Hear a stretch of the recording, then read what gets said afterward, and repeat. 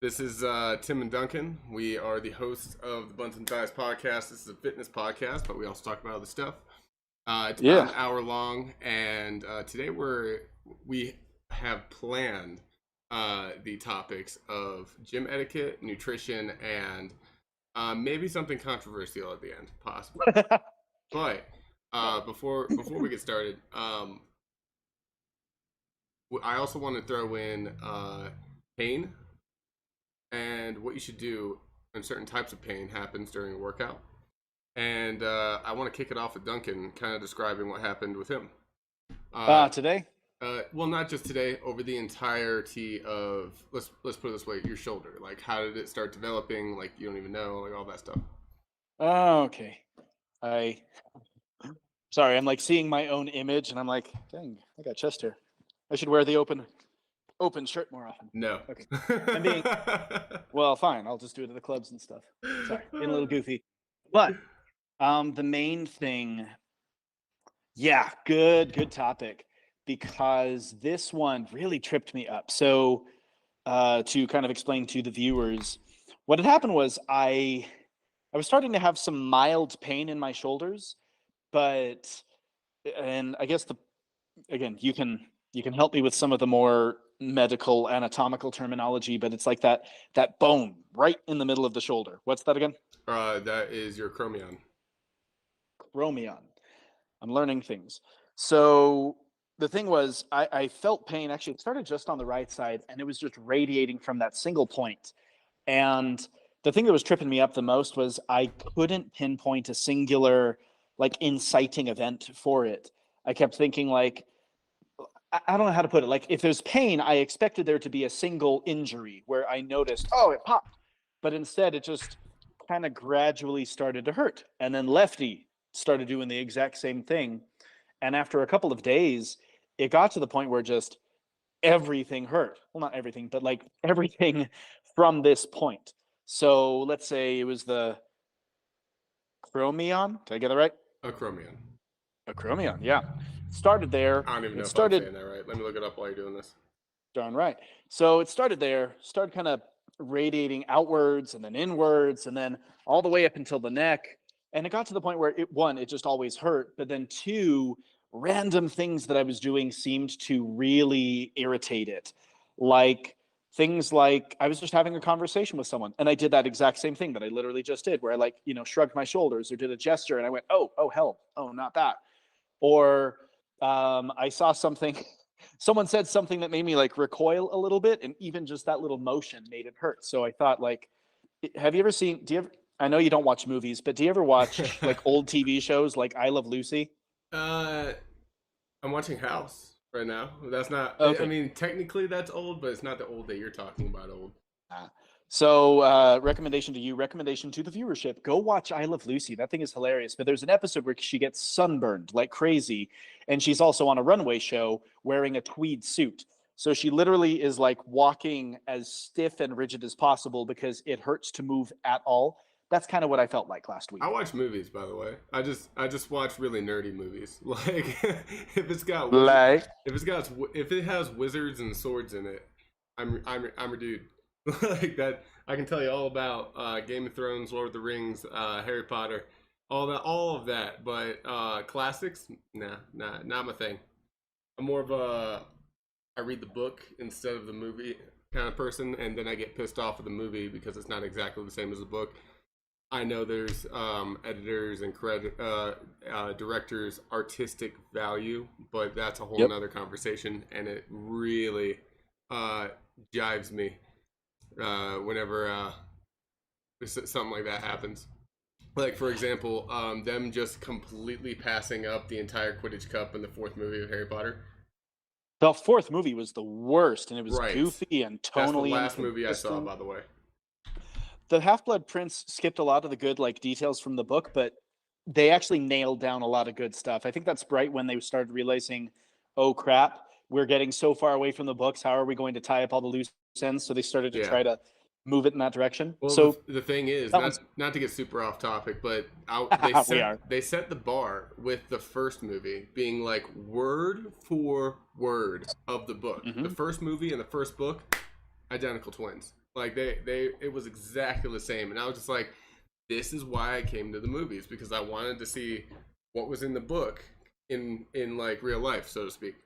And then the fourth book happened, and let me tell you what, I was so excited about it, and so I went with my friend and his dad, and we were all like, we're about to see some real Quidditch, and then it just starts after. I'm just like, what? I know. So 2 things before we get back to like, the human body and stuff. That's okay. So good. I'm good then. So, because I do like getting nerdy about this type of stuff also. One thing I try to keep in mind with the Harry Potter franchise is that they started making the movies before all of the books had been written. So, and the other thing is, it's really damn hard to adapt a book into a movie, especially something like the Harry Potter series, because the first one was kind of more family friendly, the second one as well. The third one starts taking a turn, and then when the fourth one hits, suddenly we're in like 700-page book territory, and we can't hold the audience captive for 5 hours. So I understand that cuts have to be made, especially like Order of the Phoenix, which I think is like no. They no. they also threw your theory out the window, right into the dumpster, and then the dumpster from the impact sprang itself to the dump. You know why? Because they split the seventh one into 2 movies. They could have made so much money if they would have just word for worded it and split it into a series of like, if they would have made it a series like Game of Thrones, it would have been amazing. If they would have also just split it up into 15 movies, like, I'd watch all of them. Yes, but I think we're gonna both be right on this one. Where you forget, when they split it up into 2 movies, 2 things happened. One, it was unprecedented. Everyone was kind of making jokes about it. I was certainly like, oh, gotta milk the cash cow. And then what happened was you also had a very lopsided 2 movies. The second part of Deathly Hallows is very action oriented. All of the major plot things happen. Whereas the first Deathly Hallows, or part 1 of Deathly Hallows, they had to inject it with a lot of filler, lots of long brooding scenes of the trio of Harry, Hermione, and Ron dancing in a cabin in the woods. Like, surely we could have found better filler. So, but I'll come back and I'll still say that you got a point there, because I think that wasn't the best version of the split of Deathly Hallows. I think there's a better version somewhere out there, but it was also unprecedented. No one ever thought to do that. Now every franchise does that. Twilight did that, and Hunger Games did that. The Hobbit way overdid it with that. So I'll at least concede that if they had started doing that with, I think it was Prisoner of Azkaban, it was irresponsible towards the fans, because the fan base is huge. Fan base is ginormous in population, and so it's a responsibility to come out with something that is as magical as the setting and as the content that they're trying to create. And what they did after the third movie, what they did was basically like, let's make money fast. That's what they're still doing with the Fantastic Beasts and Where to Find Them franchise. I'm not gonna lie, stopped. I liked those because I never read the books for those. I liked the first Is there books one. for those? No, those are original stories by J.K. Rowling. Okay. Although, funny enough, the whole idea of like the fan base. Actually, I'm going to go 2 things. First, back in the day, they used to have midnight screenings. I'm sure they kind of still do, but it's not the event that it used to be. Like, I had friends who camped out for over 24 hours so they could be the first person in line to see Harry Potter. I can't remember which one it was. I went to the premieres for Half-Blood Prince and the 2 Deathly Hallows, sneaked in pizzas. It was awesome. It was like the best thing ever. And somebody by brought that point, in a pregnancy keg. I don't know about that, probably. But I remember, because this is actually before I read the books. I didn't read the books until after I'd seen all the movies, and then I understood kind of the issues people had with the movies. But I remember if there's any viewers out there who haven't read or seen the books, or read the books or seen the movies, there's a character death in Deathly Hallows Part 1. A little guy. You know what I'm saying?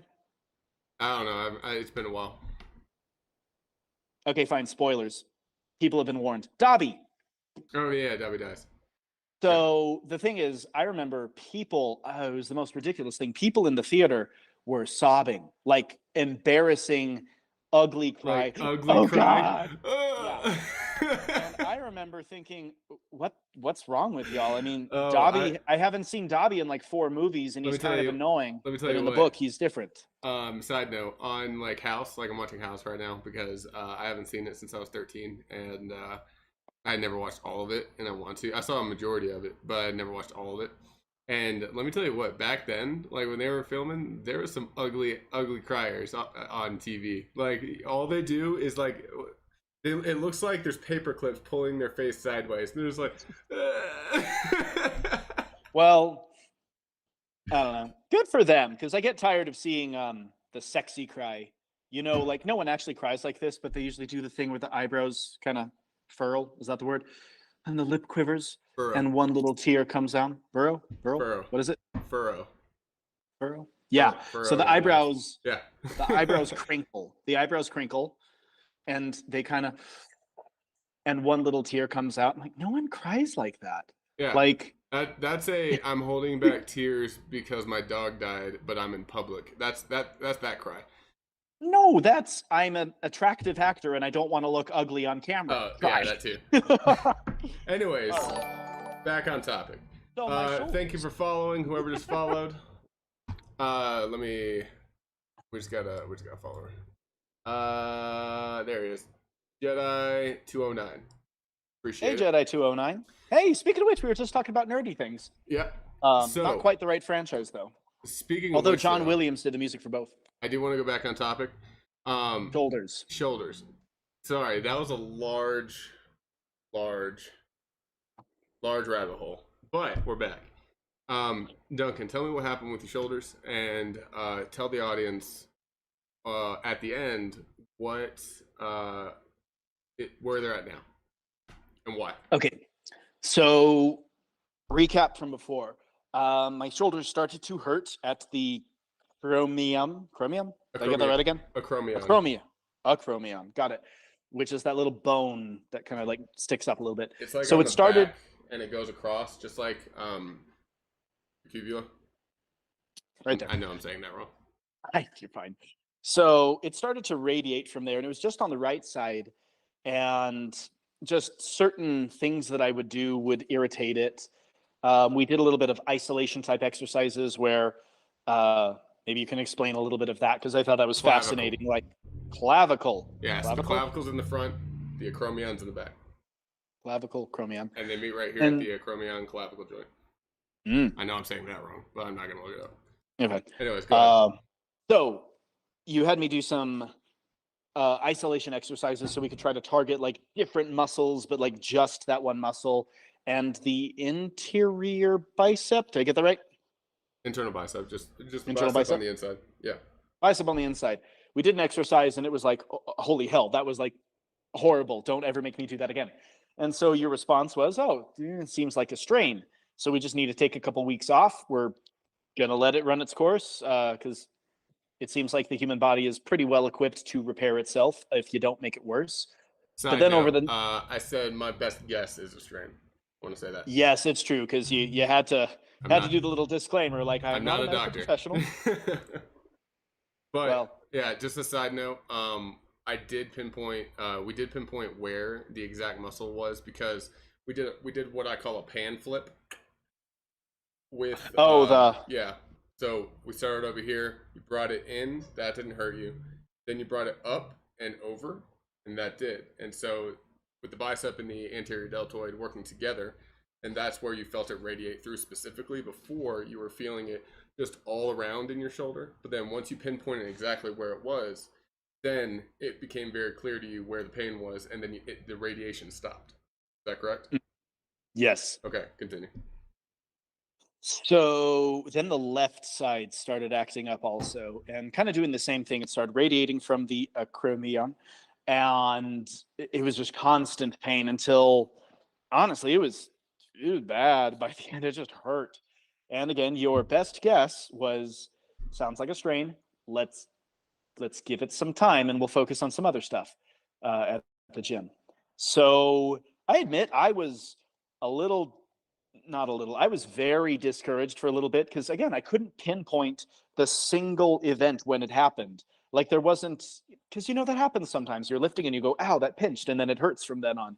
Whereas this one came on gradually, and I think I had even expressed to you, like sometimes I get a little bit insecure because the whole health and fitness journey is still pretty new to me. I'm a couple months in and I'm seeing great results, but it's still new to me, and I have this fear sometimes that I've hit a wall. Like, this is as far as my body will go, and this is as good as it gets. And you were very nice and encouraging and said, like, no, it'll get better. Have a little patience, which sometimes is a little difficult for me, especially when there's pain involved. But here I am now, like, I think we're in day 6 or 7 or 8 or something like that. And today was the first day that I did not have pain, which is good. But you had also cautioned me and said, okay, just because you're not having pain does not mean that it's better. Keep in recovery mode. Right. And so we don't want to aggravate it for about another week. And then after that, we'll, so basically the reason why I'm asking you to tell everybody this is because when you do have a small pain and, also let's touch on this. Yesterday, all we did yesterday was shoulder mobility, stability, and form drills, meaning you being able to flex your back, bringing your scapula together, down, up, forward, back, down, in various different positions, and basically working on the ability to control your scapula individually and precisely. I believe that where it came from, and this is just my educated guess, I'm not a doctor, but from where it came from, it's from you pressing, and after even me repeating to, hey, make sure your shoulders are back, your chest is up, and you are flexing, your back is in deadlift mode, and your scapula is contracted together and down while you're doing a bench press. I believe that it wasn't enough, and you were overusing your shoulder in a forward press. And so, absolutely, I'd buy that. And so now that we have better control and better practice, we're going to go back to that, but lightly, and come back up into where you were, back into the 60s or 50s. Yeah. Yeah. And because you were under firing the pectoral and over firing your deltoids. Remind me, which is the deltoid? So the deltoid is the front. So the anterior deltoid is the front shoulder muscle. The deltoid major is the one on the side right here, and then the posterior deltoid is in the back. And its jobs are a lot of front motions, up motions, and back motions and up, and twisting, rotation. Okay? And so when you're pressing, but your shoulders are already forward, that means your pectorals are already contracted, and so you're pressing with mostly your tricep and your shoulder, and the pectoral isn't shut off, but it's not being connected to the lift, and so it's not getting that signal of muscle building. It's actually getting an isometric signal saying, stay. I need to be able to be right here, and that also promotes forward shoulder because it gets super strong in this position right here instead of back. Does that make sense? Mm-hmm. All right, so I want to go over all this just to basically make sure that you understand where we're at in the timeline of when I think we can go back to lifting in the upper body region. Does that make sense? The frontal anterior upper body region. How's your nutrition doing? It's been okay. Okay. I think like a week or two ago, I don't remember what my deal was, but I kind of had some backsliding moments, and I ate everything in sight, including all the cakes and pies, and that was not good of me. But this past week or so, it's like we always talk about, prioritize protein. I still don't. You caught that earlier today on our session. I don't think I'm doing enough carbs, and I think I have a bit of a. That's another thing we talk about a lot, is that a lot of the issues are totally in the mind. It's all mindset type stuff. Mm-hmm. So I feel like I have come to understand or come to believe that carbs are just bad. Like, if you want to lose weight or if you want to get fit, you got to avoid carbs because carbs are the devil. And I'm still trying to break myself of that habit and realize, no, carbs have a utility. They are necessary for, certain things. So I still find that I probably am not getting the right amount of carbs because I'm maybe a little afraid of them still. All right. Well, how about this? You're not trying to lose weight. You're trying to gain muscle. Mm-hmm. So, But that's the other thing is I've yeah. always like heard, oh, if you want to gain muscle, you gotta eat nothing but boiled chicken and brown rice. Like literally, that was what a friend told me way back in the day. That And by back in the day, I mean like 5 years. Well, that is terrible advice. I think know. you know that. But let's talk about why. So when it comes to losing weight, you know that gaining muscle is the best way to lose weight and keep it off because it's raising your metabolism, and you have to be nutritionally healthy in order to lose weight without steroids. So in order to gain muscle at a good rate, you have to be healthy. You have to be nutritionally healthy. Your micronutrition has to be in check. Your macros need to be in check. You need to have a healthy pro-tissue support system. And you need to be eating in a healthy way. And so it's the exact opposite of starving yourself to lose weight. And which is malnutrition, taking away your micronutrient profile, usually cutting out carbs, not enough protein, not enough food whatsoever, and mainly just jumping from diet to diet in hopeless cycles. So, do you remember telling me that, yes, you pay me, I'm your personal trainer, and you're like slapping yourself in the face because you're like, why am I caving and eating cake when I'm paying this money, I'm making this progress, I'm lifting heavy weight. The stuff we did today, would you do that for fun? Oh, hell no. That hurt. By the way, side note, hell. We did German volume training. We attempted it for the second time. And we're not doing it all the way. German volume training is like a 10 by 10 regimen with 30-second rests in between each one. So you need to start at a very light weight. We're we were doing strength in the very beginning. And so we did a modified version of German volume training, 10 sets of 7 with 2-minute rests. And so we did a moderate amount of weight. And it still sucked. The first 4 were okay. The last 3, I could tell he was getting tired, and I stopped it at 7, so 70 reps, and it was great. Honestly, it was new, and so that's why I think that you had that reaction to it, where you're like, "This blows," but to be fair, I thought. Well, and you can be the one to correct me on this one, but I thought I did okay. Like I was a little bit worried, especially because the amount of weight. I mean, again, for the viewer, if you would have looked back 2 months ago, 3 months ago, for whatever month we were on now, like I was terrified to squat any amount. I was actually, the way that I found or got into personal training was that I had a back injury back in August, and it was the gift that kept on giving. Like I couldn't sit, I couldn't stand, I couldn't lift, I couldn't do anything, and I ended up doing physical therapy. That I'm not going to get into the fun insurance issue nightmare that has been, but that is still ongoing. Oh yeah, but that's a different story. Really? So then, yeah. Anyway, it's the gift that keeps giving. So then I got into personal training, and I remember the very first session we were like doing squats, and I was like, no, I can't. Squats are what hurt me the first time in August, and I don't want to do squats. And so you kind of had to, you helped, you built me up. We were doing goblet squats, holding them there, and I was doing like 35, and I was petrified to do 35. And now, and I know that the Smith machine is a little bit different because obviously it like takes care of the stability aspect of it, but to have like 245s on each side used to be kind of a big deal for me, like a really big deal. You like were scared to do that because you said that's what hurt your back last time. So for me to be like, okay, going down and doing 10 sets of, or I guess I made it like 5 sets of 10 before I started tuckering out, but to be able to do that, I thought I was doing a lot better than I thought I was going to do. So I was happy about that until about the 5th set, in which case I started dying. Well, all right. Let's talk about something else. What is your opinion of how people act in that gym? Let's start with some positives. Okay. There's that guy. Don't say the gym name, by the way. Just for licensing and all that. The gym.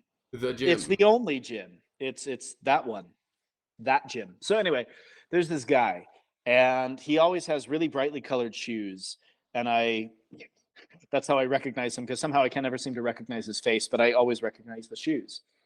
And there was a day, I don't remember what we were doing. I think it was mobility work, and it sucked too. And he came over and he like I can't remember what he said, but it was like really nice and encouraging. And I thought like, well, yeah, thank you, man. Like, yeah, I am working hard. Like I feel Yeah, like a Snorlax. that guy helps people. He does. I can tell. Yeah, damn right. Like So then passively. like yesterday or a couple like last week, he also gave me some kind of like kudos, some accolades, and that was really nice. Yesterday, when we were doing like the mobility work with the shoulders or like with the preps, anyway, I looked over and like there he is in the corner, like doing that number to me, and I thought, this is a good guy, because the thing is, kind of in my opinion, I think like some people they know fitness. You're definitely one of them, Tim. I think other people have a decent enough framework for fitness. Maybe they could refine it. I mean, you always say that, where you're like, that guy's form's not the best, or that guy's form's actually pretty good. But I feel like when people go to the gym, it's because we are trying to do something better for ourselves. And therefore, that's something to be applauded. Maybe people don't know the right way to go about it and they should get help, and that's great. But if you're at the Yeah. gym, you're doing something for yourself, which is a net positive. So when you have encouraging people like, I still don't know his name. Next time I see him, I'm totally going to just go and chat him up. But when you have people like that, that's just great, because it can be a little scary, especially for someone like me. I was a tubby McTubberson, and you can see I still got a little bit of the jiggles and stuff that I'm getting rid of. But going to the gym was super intimidating to me because I saw all of these buff, beefy guys with string tanks and mesh shirts and stuff, and I'm like, oh, I don't look like that. So I would dress in like intentionally baggy clothes, and no joke, I would go to the gym before work, and I would tell Yeah. people that I went to the gym before work because it was more convenient that way. But the truth is, I went there because No one's there. it was less busy, Yeah. and I didn't want to be embarrassed by doing something stupid. And I also stayed almost exclusively on the machines because it's hard to look dumb on a machine when everything is like strapped into place for you already. Right. Um, A lot of people so I think, think that. yeah, Sorry to cut you off. Hey, no, go for it. I'm talking too much. no, you're fine. No such thing on a podcast. Uh, a lot of people think that that the gyms are uh, full of a bunch of meatheads who are dumb and aggressive, and that's the general, and also like macho. You know what I mean? Like aggressively macho, like always like putting everybody down that's smaller than them, or it's about giant contest and all in like a what's it called, Mm-hmm. toxic atmosphere, when honestly it is the exact opposite. The biggest dudes in a gym, or the most fit people, like a fit woman as well, um the ones that are obviously they obviously know what they're doing. They have a calmness about them and an approachableness about them, internally, maybe not on the outside, because I mean, even me, I have resting Boo boo dude. face. Yeah, I have resting douche face, and I get told that I look intimidating sometimes, and I'm just like, I'm a nice guy, I promise. And like the biggest people in that gym are normally, there are some external cases, but normally the nicest people you've ever met, and they want to help people, because they, Mm-hmm. let me tell you what, they see somebody that's like, there was a few during our training session today. There was a few people that were severely overweight, obese, morbidly Oh, obese. never mind. I thought you were going a different direction. I wouldn't have nodded with a smile if I knew that's the direction you were going. Well, Keep going. there was about 3 people in that gym that were morbidly obese, and they were getting it. They were going after it, Yeah. and I was like, heck yeah, guys, come on! Yeah. Like they're trying. And the thing is, they weren't on a treadmill doing it. They were squatting. They were lifting weights, and Mm-hmm. it's it was apparent that they needed a little bit of guidance. But the thing is, they were there, and they wanted some help. Well, but also they're not going to go and ask somebody. So there's like a wall there, and you'll have the guy that tries to go up girls and mansplain how to do things. Like, oh, so I actually saw this literally 3 days ago in another gym, and I was doing some pull downs, And so, the 9 station where there's like stations with the row and then the pull down and then the other pull down on the side and then the 2 cables on the inside and then the same station on the other side. Yeah. That's called a 9 station, or just how many stations there are that number station. And so I was on one of them and I was facing this woman on the other side, and then there's this dude doing cable flies in between to the right of us, right? And she was doing tricep push downs on a flat bar on a cable that is above her. And so she was just doing this right here. And yeah, he stopped her and was like, you know what, you don't want to do it like that. Let me show you. And he literally grabbed it from her. It was, and then like got in place and was like, so you want to do this? And the entire time he was telling her the wrong information. I was just like, I was watching. I was like, huh. You're gonna be rude. You might as well also be right. Right. I was just sitting there like, oh my gosh, all right, I'm gonna watch this. And so he was like, so what you want to do is flex when you're at the mid. So he was saying, don't go full range of motion, only go half range of motion and flex, and then press down because it's not necessary to go all the way up and you'll hurt your elbow. And once he was done, she looked highly uncomfortable the entire time. I was just like, oof. Oh man, this is bad. And so once he was like maybe 48, 45 between there, and she was like 30. And yeah, and he was obviously doing this to open a conversation and try to hit on her. I was just like, this is bad. This is so bad. This is why we can't have nice things. Yeah, and so he got done because he obviously like picked up the uncomfortableness, and then after that, I was like twice his size, and I was in a muscle shirt, and I was just doing my pull downs, and I was like, he was done, and I was like, by the way, and they both looked at me. I was like, I disagree with everything he said. I'm not trying to start anything. I just don't agree with you. And then I just went back to lifting, and she's like, okay. And then she went back to doing exactly what she was doing before. I was like, Good. So there is a lot of things that are cringy in a gym, and but there's also a lot of things that are common belief that are false. Gyms are one of the most accepting places for somebody that is not in shape. But the thing is, people that aren't in shape, their idealism, most of them, 95%, is they don't want to go into a gym because they're uncomfortable there, because they feel like they're going to get judged. They don't know what they're doing, and it's just this giant fear of even stepping into that place. And so that's actually one segue on why a personal trainer is a great option, is because you bring somebody in there, and all of that confidence is put into that trainer, and that confidence that you know what you're doing is reflected off of your ability to trust that trainer. Mm-hmm. But basically, I wanted to say this because a lot of people have this fear of the gym, and there are some people in there, but there's those type of people everywhere. You know what I mean? If you're trying, 90% of the people in there are going to be like, heck yeah. 10% of the people in there know what they're doing, and they might come and help you. Yeah. Yeah. And I feel like, well, a couple things. One, I already said I was very much that person who didn't want to go to the gym. And that was kind of the reason. I felt like I was incompetent. And in a way, I guess I was. I really didn't know what I was doing. And I was not just afraid of, like, being judged, because I think that is a little bit of I don't want to call it selfish, but it is a little bit of a selfish mindset. Like, I'm afraid of looking bad in front of other people. But you've gotten a lot better at that. Oh, yeah, I know. You really have. Thank you. But I think it's also because I have gained in competence. Like, obviously, there are still things that I need to clean up my form on, but I also know that when I go and I'm picking up some weights and I'm going to do some exercises, that I know what I'm doing now. And again, maybe I'm not lifting as much as I want to be lifting more right now. You and I have talked about that a lot with the bench press, because I hit a wall and I just won't let you. Wait, what? I just won't let you. Oh yeah, well, it's good because if I if I let my ego, which definitely does get in the way sometimes, I'm like, no, I want to lift this. And you're like, put it down, go get that. And then I throw a little 2-second tantrum and I'm like, but, and then I lift the appropriate amount that you've told me to lift. And I go, oh yeah, this is the right weight. I would have died if I tried 20 pounds more on each side like I wanted.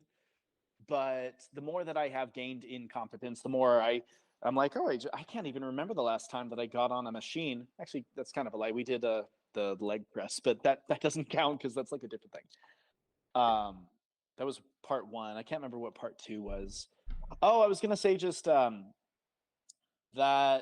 I think that I don't know what you would call that like division of the human population applies to every industry. Like, sometimes you go to a restaurant, you have the best service ever. Most of the times you got pretty good service. Every once in a while you get great service. Every once in a while you get a really crap waiter who doesn't want to be there. And you're like, I don't want you to be here either because you're making my evening bad. But you don't ever say to yourself, I'm never going to a restaurant again. All restaurants are evil. But you tend to do that with places like the gym, where it's like most people just kind of pass you by. They don't really make an impression. Sometimes you get like the really nice guy who's giving me the thumbs up. And then every once in a while you get greasy McDouchebag who is like making untoward glances or stuff like that. But then unfortunately, what do? We don't say that guy's a douche. We go, the gym sucks. People there are horrible. No, it's just like we always talk about. It's all in the mind. Right. And I mean, like we've experienced, there are some people who think highly of themselves and are fit, and you can tell that there is an insecurity there. And oh heck yeah, yeah, and honestly, being quick to judge even on that, if you're in a position like I am, where I do know what I'm doing, in what I practice,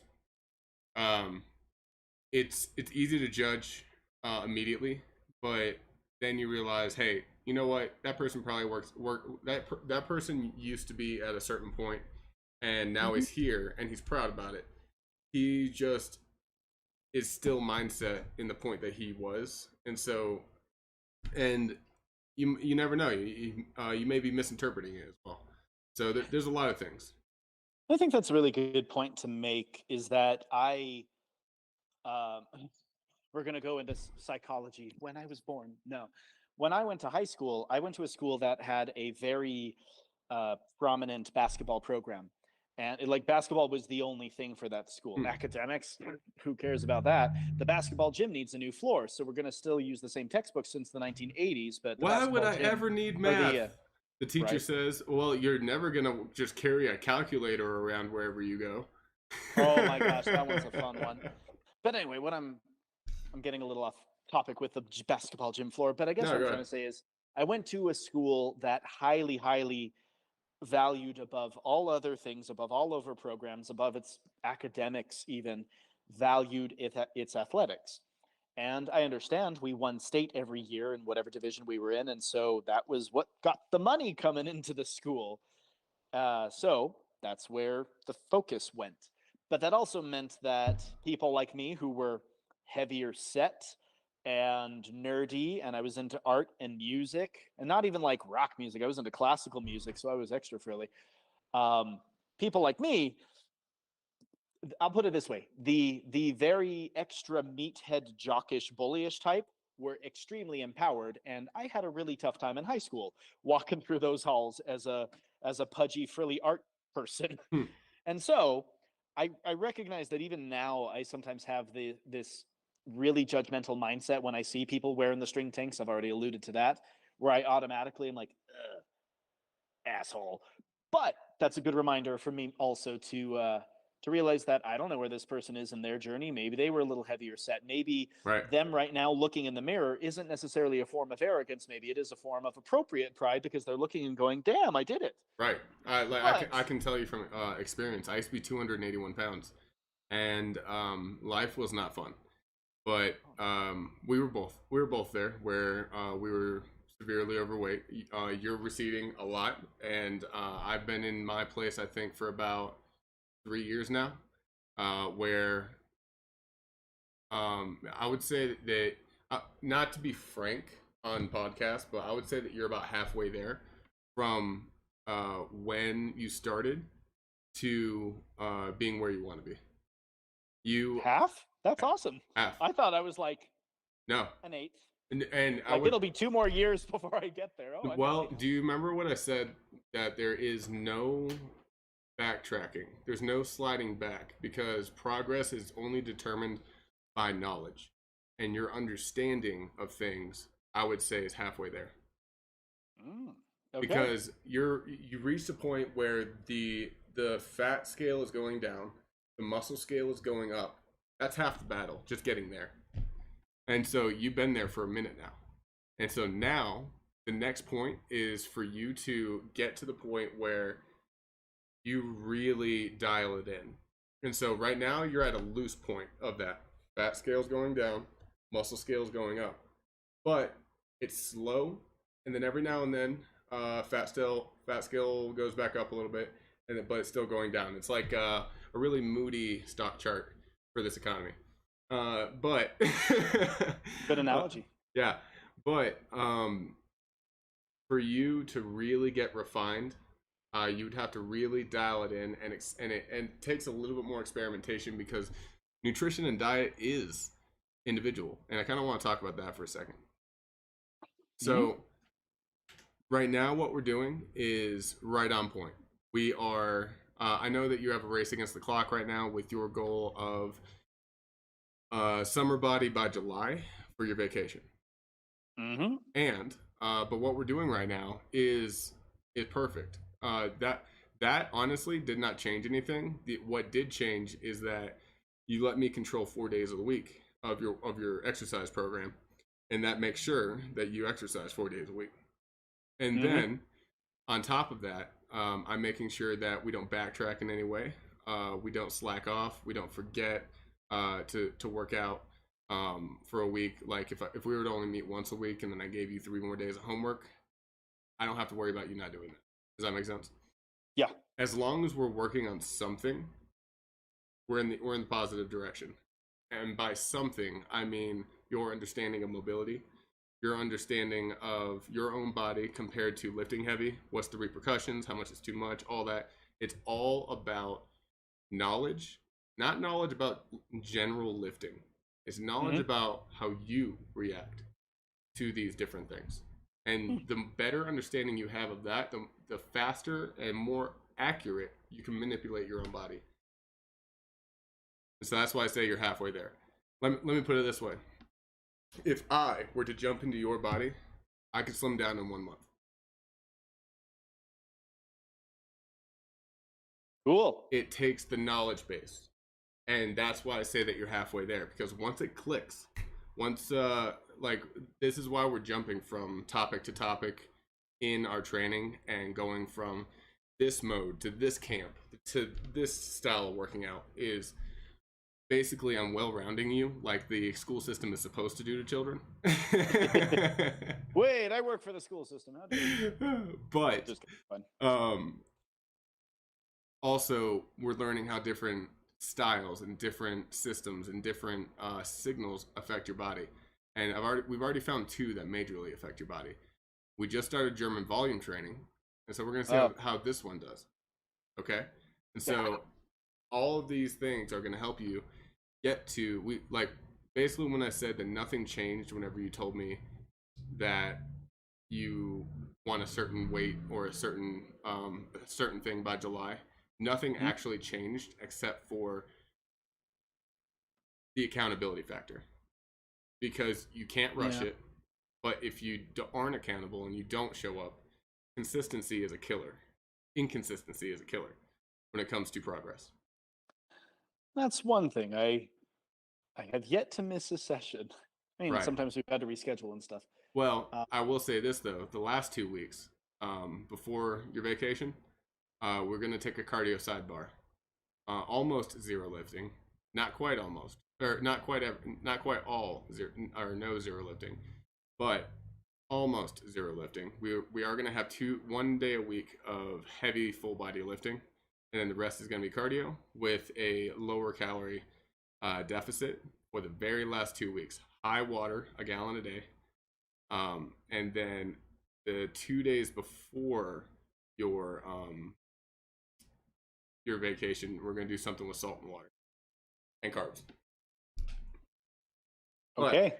But other than that, because of the timeline that you're on, just because you're on this timeline, you would expect like, okay, we're going to do high intensity all the. No, that's not true.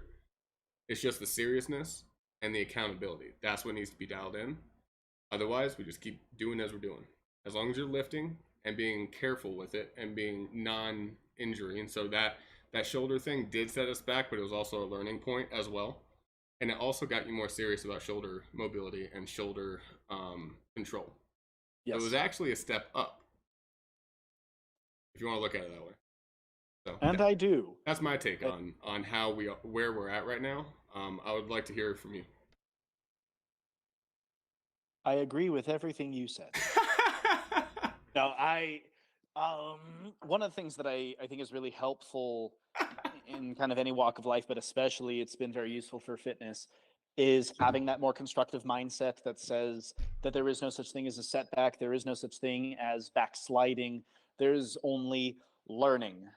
So maybe you didn't hit this particular goal in the time frame that you wanted, but look at the other stuff that has come about from it. So again, with the shoulder, it's like, or even, let's go back to the bench press, because when I was doing the, oh crap, what do you call those things? The dumbbells.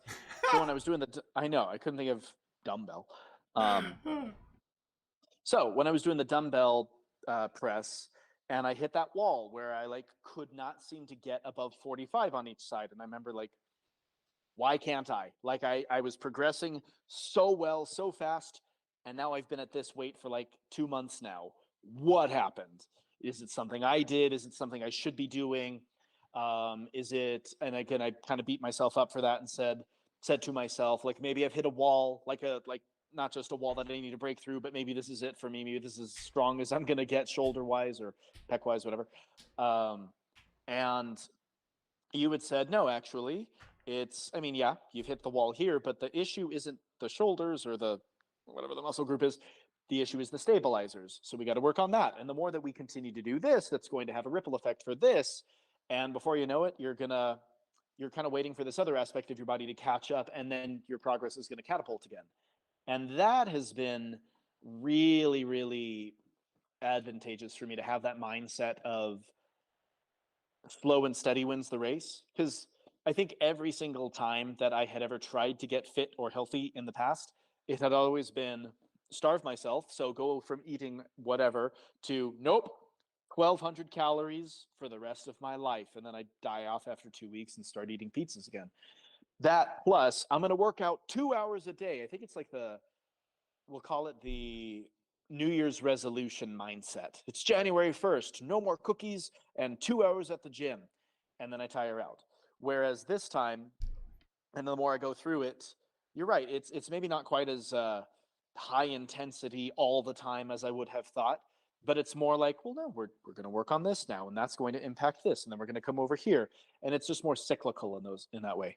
That makes sense? Yeah. Oh yeah. And no, that's exactly what I want to get across to our viewers, is that working on one thing at a time is a good thing, but know that it's not just that one thing. It's not just powerlifting. It's not just CrossFit. It's not just cardio. It's not just all these things, all these different, even rep ranges. Those are different camps. Some people let's put it this way: the bodybuilder aspect or mindset. The bodybuilder mindset is high reps, low weight only. That's it.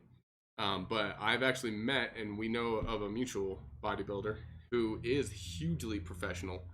That once he got out of that mindset and started doing strength training, which was low reps, heavy weight, he actually got bigger in size because he'd never done that before. And basically it's all inclusive. Fitness is a beautiful, magnanimous. No, that's not the right word. Huge and intricate. Trying to think of a word for that. But magnanimous means that you forgive your enemies. Anyways. Does it? I believe so. Yeah. So it's just a huge and intricate, beautiful field of science. And what has bastardized so much of it is marketing. Every TikTok. TikTok is a big part of it too. Marketing, TikTok, all the Instagram get rich quick schemes that actually work because they are preying on people's ignorance and insecurities. And they're like, "Hey, look at my body. I must know how to train." And I found out the hack, secret, whatever, put in clickbait word here. I found out the blank to lose weight, have abs, and you don't have to do much. Just this secret right here. And I'm just like, I hate every single one of you. Like, go Could I ahead. share my experience about how that how I actually fell victim to that? Please do. So I can't remember the guy's name, but one of the main things that got me kind of started on wanting to really get my fitness in check. And there was a couple things. I started to look ahead at my parents, love you, mom and dad. And I just started to see that, their bodies aren't working as good as they used to. And they're in their 60s now, coming up on their 70s. And I thought, I really need to get the upper hand on this so that I'm not in pain all the time, like they seem to be. Love you, mom and dad. But I also saw this guy on, I don't know how he came up, maybe just like a Facebook article or something. Gwilyn McPew, I don't know. Anyway, he was Pepe Le Pew. very Pepe. He was Pepe Le Pew. No, Pepe Le Pew is canceled and never mind, not going to go there. But anyway, he actually is though. You should look that up because he like always is chasing after the women's and stuff. I feel like even the Google search is feeding into this, supporting all that. Anyways, go ahead. Anyway, so I found out about this guy who used to be extremely heavy set, and now he's a model. I don't know like what company or what brand or whatever he models for, but like you should see this guy. You're like, you're hot. How did you go from whale to, sorry, that was rude, but whale to what you are now? And that's when I thought, you know what? I've been selling myself short. I've been trying to make like little gains and, oh, that was good enough. And I'm not going to make it any more than that. There we go again with that mindset of this is as good as it gets. So suddenly that kind of took the lid off of my thinking. And I thought, I'm going to go for it. I'm going to be hot someday. Like I'm going to be trim and svelte and ripped or whatever, all of that. So I didn't have an Instagram until then. I got on Instagram and I started following all of these fitness type people because that's how they get you. And one of them, not the guy that I was talking about before, but a different one, and I'm not going to name names because I don't know if that would be appropriate, but Nah, don't give him free advertising. I wouldn't dare. But I found him because obviously when you're on Instagram and you like this profile or you follow this profile, it's like people you may also like to follow. And you look at that and it's like, that guy's abs are just rigid enough. Yes, I will follow that too. And I kept kind of going down that road. And now I scroll through my Instagram and all of it is just these things of people like lifting plus the captions and all of the, if you want to lose weight, do this, don't do that. All very bite-sized, B-Y-T-E, not bite. But anyway, bite size of information. And I guess I got a message from this guy, like a bot. I don't really know how those work, but I'm assuming it was a bot. You told me it was probably a bot. And he reached out and said like, hey, like, what are your fitness goals? I saw that you are, on my profile. I looked at the guy's profile and was like, you have like 25,000. How in the world did you land on me? A bot. But I was stupid. And so I messaged back and was like, well, yeah, actually, I am interested. And so the real guy, messaged back and said, let's set up a call. So we set up a call, got on the phone with him, talked for maybe like an hour or something like that. And I was like this close to buying his program and signing on with just this underwear model who's probably always looked a little bit like that. And now he's trying to pickpocket me. Well, you never know. He could have been trained. Continue. I have a side note for this. Good. Keep me fair and balanced. But essentially, I was very close to that. But I decided to reach out to a friend of mine back in Albuquerque, where I am from, who is also a personal trainer. And I said, I'd like your advice on this. And his advice was like, Duncan, don't just go with the first guy who messaged you on Instagram. What you thinking, man? Except Gabe is awesome and generous, so he didn't talk to me like that. He's awesome. But he was the one who said, well, if you're actually serious about getting a personal trainer, like you should look into it. And then I started researching, and that's how I landed on you. But it all started with me messaging back the bot, being like, yes, I want to be sexy like you. So what was your fair and balanced thing? Honestly, that's not too far off on how literally millions of people waste their money and their time and their attention. I have a client right now that sends me at least 2 TikToks a week and literally asks me, "Hey, is this a good exercise?" I'm just like, stop it. It's like, guys, like, stop all this. Just focus on what I have given you what I believe is the most appropriate amount of information for you to worry about right now at your level. I do this every single day that we meet, and you trying to go outside of that field, which I do applaud the curiosity, but it also opens up things that honestly you're not ready for yet. Like, for example, that sounds condescending unless I say this, Duncan.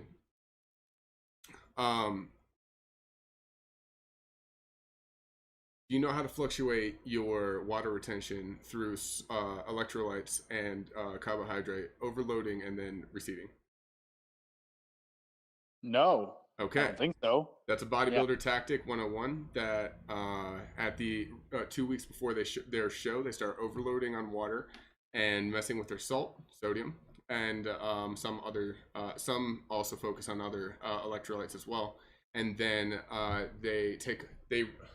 people that are too drastic, they took away water entirely. Really, you should just cut it in half, and then also fluctuate the salt, and that will actually flush your entire system. And then you should also another trick. This is actually one that one of the top in the world has used.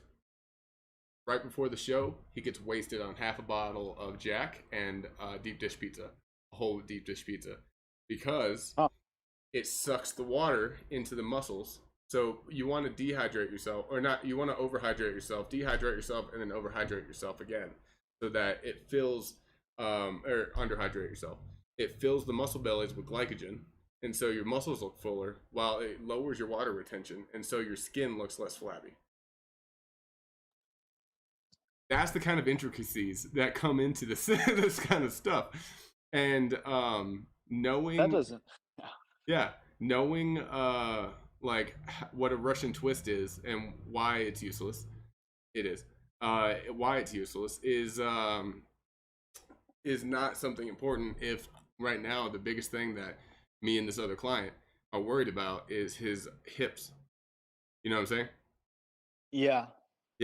And so that was kind of a tangent that I kind of went off on because I just reminded myself of this problem, but it has to do with basically people not knowing what they're doing. They're looking at people with abs and muscles and seeing that as authority for them knowing how to train others, when those people don't know how to train others. They don't even know how they got there. They just know that I lift this way, and so this must be the secret. So not all of them are actually trying to trick people. Some of them just don't know that the same thing doesn't work for the population. It works for them and their genetics. That's it. Like, I eat this way, I do this, so this must be the secret for everybody. That's just not true. That's not. There are thousands of different versions of how to train somebody, and only one works for each person. And so, so it's very, very complex when it comes to the different variables. So that was basically my entire wrapped up burrito tangent of now this podcast is the exception. So not this one, but don't go to TikTok or Instagram for your fitness advice. Don't go to TikTok ever anyway. Right. Sorry. I am a teacher and therefore I hate TikTok. I hate TikTok so much. I could see it as a marketing tool, but honestly, I really so this is gonna be a non-fitness tangent. Oh my gosh! So my girlfriend has a TikTok, and she she showed me that she did a dance. And it was cringy as fuck. And I was just like, I looked at her and she was like, what do you think? I was like, don't ever do that again. And she's like, what? I was like, you want to, I'm an honest dude. You're dating me and you know me. I'm not going to hold back. Like, don't ever do that again. That's the cringiest stuff I've ever seen in my life. And she was a little miffed. She was like, I can't believe you said that. I'm like, well, first of all, I think everyone on TikTok that's doing TikToks of like, have you ever seen somebody try to record a TikTok of a dance? There's no music. They're just doing like motions, with no music whatsoever, and they're trying to time it with the time that they press play, and it looks so bad. And then knowing that that's what they were doing, like I saw a bunch of teenagers in the mall doing it. I'm just like, it's so bad. I hate it. It is. I really do. Last year, especially at the school that I taught at, which is not my current school. My current school is like the best job I've ever had, truly. But last year, a little bit different. And a lot of the kids just love to do all those TikTok dances and all those TikTok challenges. And I just remember thinking, I didn't even really know what TikTok was at the time. That was kind of my exposure to it. And I just thought, oh, this is not good. I hate this so much. And again, maybe there are some positives to it that I don't want to find out. I'm going to keep distance and wait till it gets canceled or whatever. I think that's a good note to end the podcast on. We're getting close to, we're a little bit over. We need to talk about Harry Potter though.